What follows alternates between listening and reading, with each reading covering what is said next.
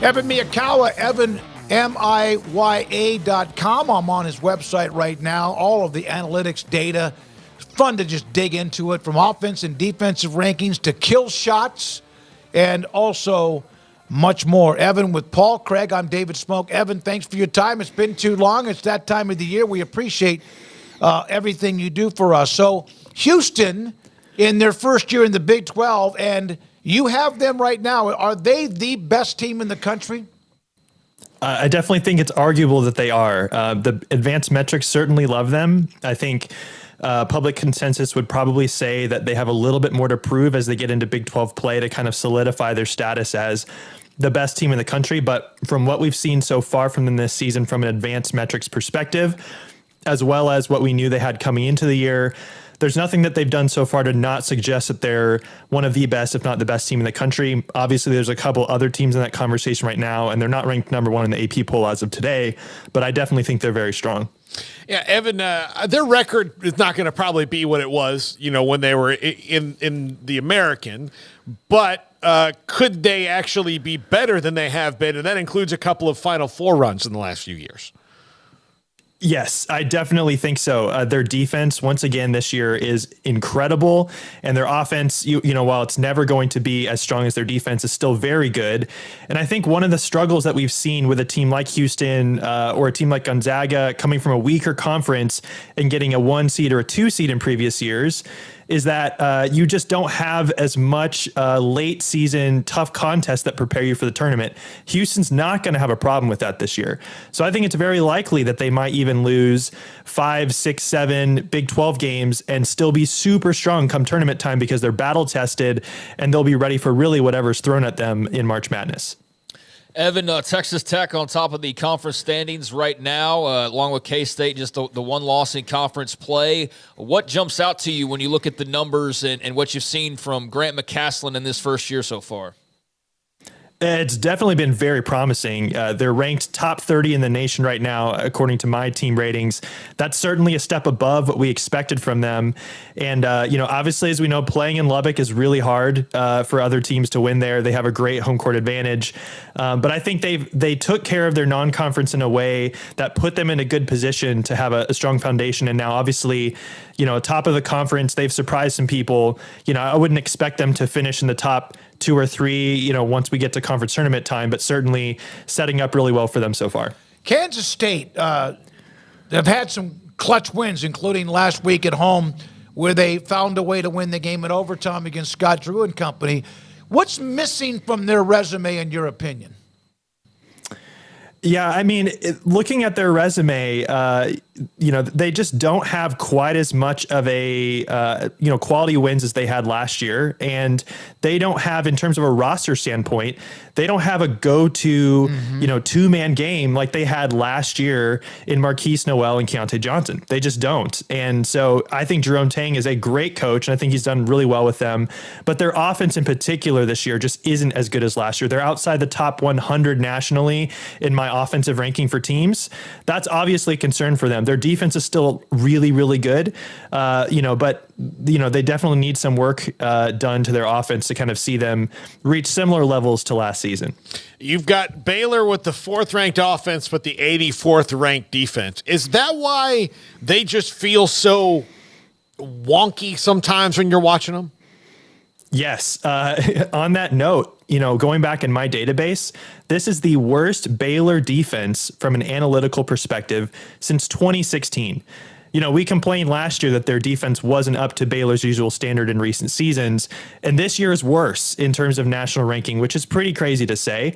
Like you mentioned, though, their offense is top 5 in the country. Right now, I have their offense only behind Purdue, Alabama, and UConn, who are all really great offensive forces. So the offense is not an issue, but the consistency on the defensive end, the ability to, not trade blow for blow, but actually get stops and build leads, has been a struggle for them so far this year.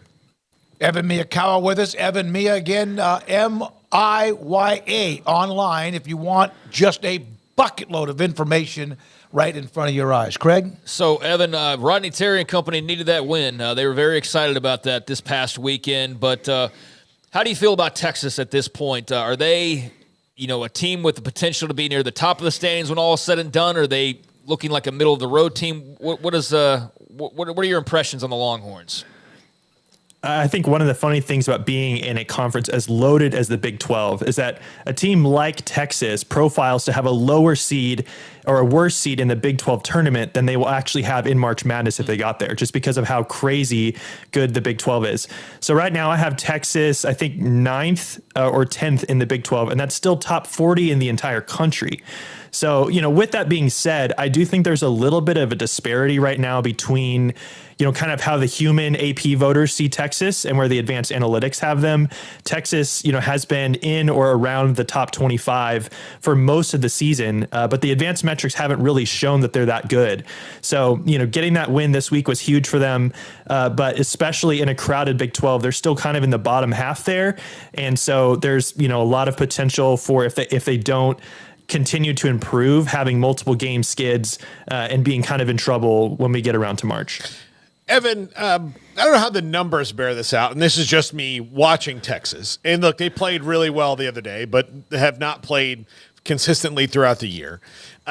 They have a lot of really good parts, but they don't seem to work together all that well all the time. The other day, offensively, they were fantastic. I mean, especially in the first half, couldn't miss. They have things that should make you think, okay, this is a team that can go, but for whatever reason, they can't make it work well together. Is there a numerical way to explain that? I think kind of on that note, one thing I've noticed about their roster is that, like you said, they have a lot of really good pieces, but I don't think they have one player who is their dynamic, dominant player who is going to always have the offense run through them and is going to kind of connect all the other pieces. I think they got Max Asmus this offseason to be that. And I think he's been pretty good, but he's not been spectacular. His offensive rating on my website is the best on the team, but his defense is very lacking still. They, have a bunch of good players, but none of their players are ranked inside the top 100 nationally. And for a team of their caliber, you would hope that you have a player on the team, who has value, who brings value to the team when they're on the court, who's kind of in that top 100, top 50 range. They've got a lot of dudes, but as I said, they don't necessarily have one go-to player who I think is going to be reliable for them, kind of in the same way that you've seen from maybe some Texas teams in the past or other teams in the Big 12, thinking about a Marquise Noel and what he did in the tournament last year. So, you would hope that you have some stars emerge. I like a guy like Dylan Mitchell. He's been talked about for years, and hopefully he's having a really good season this year. Obviously got a lot of potential there. You need to extract more from a guy like Caden Shedrick, who's got a lot of potential coming from Virginia, but again, hasn't played as much as you would like. So there's definitely potential there for sure to improve. So you mentioned Baylor 84 defensively. Where is the weakness? Besides apparently totally sure. everywhere, right? I mean, yeah. Yeah, I don't necessarily know if you could point to, say, like one player or one scheme that they're doing differently. We know that Scott Drew can coach defense. So, from a numbers perspective, I don't necessarily have a solution. I certainly think you would hope with, a lot of the new pieces that they have this year, that it's just a matter of gelling the longer they go into the season, and that by the time you get to the tournament, they've really got their defensive schemes and principles nailed down. I really like what I've seen from a guy like Jacoby Walter defensively. He can be on and off, but at his best, we've seen a ton of really good defensive intensity, which is something you don't typically say for a freshman. But when you get a guy like him and Yves Misi, really elite defensively, that can kind of lift the rest of the team up. So you hope to see more consistent performance from those two, because the veterans will just kind of come around them and hopefully make this defense better as a whole. Evan, nationally, with what UConn's doing, obviously Purdue with Edey, they're really good, but they've also been vulnerable and lost a game to Nebraska, who's an average team, maybe better than they've been in a long, long time. Who nationally, outside of the Big 12, is maybe flying under the radar? If I had to pick one team looking right now at my top 10, I might go with Tennessee. Tennessee teams, especially with Rick Barnes at the helm, have not typically been trusted come tournament time just because the track record isn't there. And they're typically a very defensive-minded team first, and that's, always gets good regular season results. But if you don't have an offense that can produce, how well are they going to do in the tournament? But with that said, I have them top 5 in the country, and they've been kind of there or thereabouts for a long time. I think it's really difficult to pick out who the elite teams are this year, partly because in a lot of these top conferences, winning on the road this year has been really hard. Every single good team has lost a game or 2 or 3 in conference play on the road. It's really, really hard to win on the road. So when you go on the road and win pretty much against anybody, that's not a given. And so I like a team like Tennessee because they're stifling defensively, and now they have an offensive weapon that they haven't had in previous years. And Dalton Connect, the transfer from Northern Colorado, he's been awesome. He's been a big shot maker. So I really like him. I think he's a star and definitely gives them a different dimension offensively than they've had in the past. Evan, tell everybody how you crunched the numbers and kind of how you started this and where they can find you. I've given your website, evanmiya.com. Well, as you know, I watch every single game every night and put all the numbers in a spreadsheet. It takes me about 8 or 9 hours. I don't sleep at all.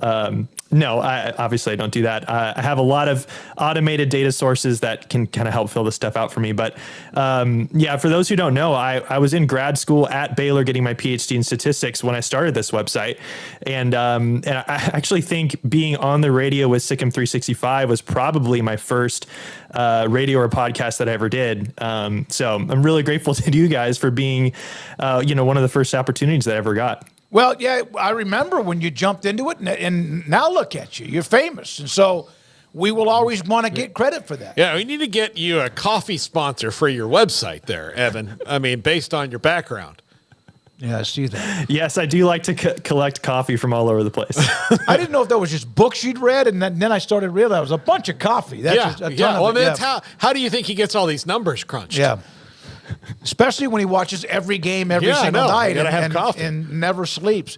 Evan, I want to go back to a question in the chat room. You mentioned, Paul mentioned Texas. They have Hunter, Dessou, Mitchell, Asmus, all these guys, plus the transfer in Shedrick, and yet it doesn't seem like it's working. And you have Dessou as their highest rated player at 115. And when you think about it, there's 5,000 basketball players. What is it about him that would not put him, or that does not put him among the top 50 or 75? Because I thought he carried that team on his back last year. It's actually really just a lack of sample size on the season. If he were to play the same way the rest of the season, play 20 plus minutes a game, he would not be outside the top 100 anymore by the time we get to the end of the season. So I think it's partly just the fact that he needs to produce this more in order for the statistical model that measures these things to become more confident in his ability. But certainly what he's shown so far, he's moving up in the right direction. All right, Grant McCasland in Texas Tech. He just loves to talk about defense and what they've done. Your thoughts about what they've accomplished so far?